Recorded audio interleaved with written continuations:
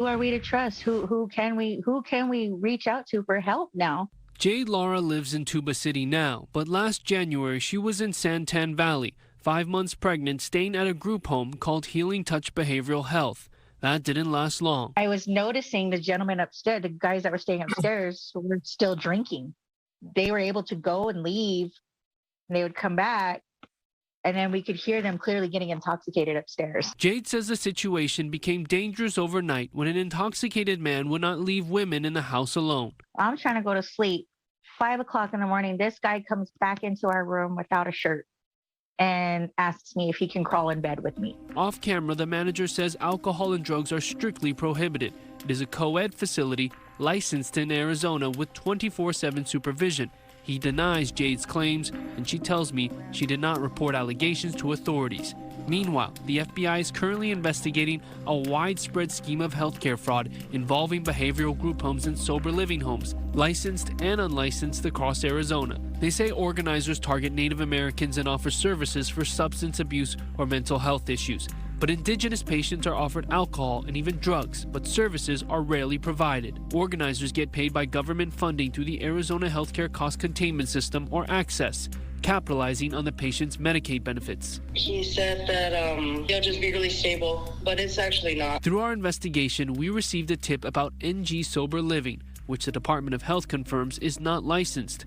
We spoke to multiple people who say they stayed at the sober living home, claiming they received no therapy services, like Graciela Choiga from the To'ona O'odham tribe. We've been here 3 months, and I think we've been to 6 different Airbnbs. We learned the group of patients moved to Avondale temporarily, and alleged intoxicated behavior is common. Some of the people that were in the house were going to the stores, getting alcohol, bringing it back to the house. They were smoking drugs in the house. Michael White says he's not even Native American, but was recruited in the Zone, the largest homeless encampment in Phoenix. Michael says despite not being an indigenous person, he was somehow enrolled in the American Indian Health Program for access benefits, but never received therapy services. Literally, I was just sitting in a house. They would leave in the mornings. Nobody's there during the day. They would come back at all hours of the night between like 10 o'clock and 2 o'clock in the morning. We reached out to the manager named Leon. He told me he'd call back and never did. It's unknown if the FBI is looking into NG Sober Living. Authorities say tips are pouring in on a large number of group homes in the valley. And they promise that they'll have a roof over their head, they'll have food, they'll provide them with clothing, hygiene. That's where Colleen Chatter and Reva Stewart come in. For the past year or so, they say they've seen a rapidly growing number of missing indigenous people. These flyers outside the Drumbeat Indian Art Store speak for themselves. We get a phone call from a family saying, my relative's missing, can you help us? We'll do our research and we'll gather our paperwork and we'll go to look and locate that individual. They believe many of the missing have been abducted from reservations and taken to sober living homes. Stewart says it happened to her own cousin, who vanished after being picked up by an unmarked van. I started asking questions and I said, you know, how did you get down here from Farmington? And she's like, well, this van was driving around. They said they knew my brother.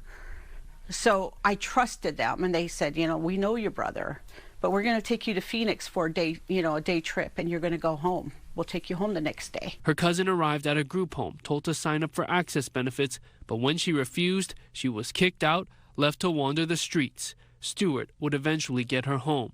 Now she and Chatter patrol the Phoenix Indian Medical Center on the lookout for suspicious vans, and it's in the area where we meet Marvin DeShinney from Colorado.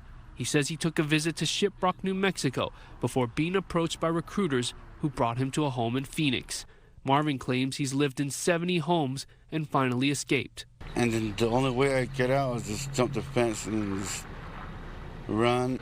Did they provide you alcohol or anything? Yeah, I'm fed up with Phoenix. Do you even know what day it is?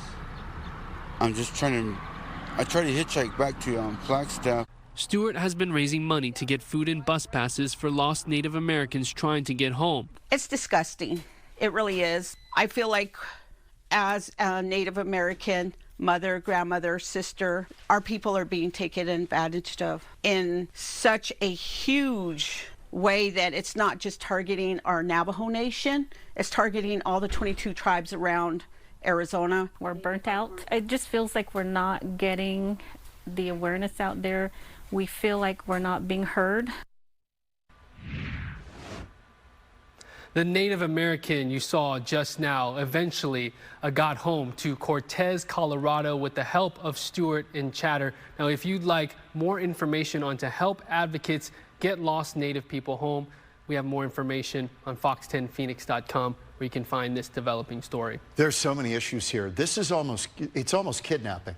They're going around finding people to put them in a van, take them to a group home, and make money off them. It's the element of abduction and human trafficking as well. It is very concerning when we're talking about strictly the bad actors who investigators say are doing this, and a lot of money involved. How much money are we talking per person? If they get a person into their group home, one patient can equal up to $7,000 in Medicaid benefits, and the FBI has already said millions of dollars have been paid out through the Access program. And one of the people you just heard from in this story, Michael White, is not Native American. He does not qualify for the American Indian Health Program.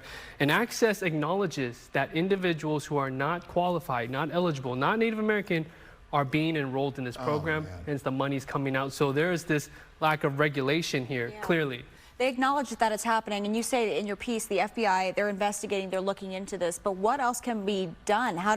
Who is in charge of making sure this doesn't happen? Well, what can be done? We head to the legislature in part 3 where lawmakers are pushing a Senate bill, and we're going to break down that bill and see how it can crack down on these loopholes and really hopefully make some difference. We'll see if that happens. And we are going to try and talk to managers of sober living homes and really see how is this being done, get inside their world.